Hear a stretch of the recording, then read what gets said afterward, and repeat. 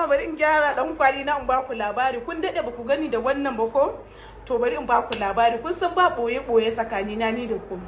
Wannan da kuke kallon shi na aure ya je da kyar na kwato shi wai auren mutu'a. Da kyar na kwato shi dama abin da ya dan fada da shi ba kwa kallon ba zan boye muku ba. Sata mun manfawa yayi. Na ce bestie muna tare da kai mai tsaka sata mun manfawa. Wallahi manfawa ya sata. Ya je auren mutu'a. Mata ta ji shi kwana biyu ya gengen kuma da ya sata manfawa in sai suka je suka raba da abokanayen shi daman sha hudu ne. Ta ji shi lokacin yayi karfi yayi gengen daga baya kuma babu manfawa babu bestie. Bestie dinga cin uban shakurin yarinyar nan ba na son fada sunanta.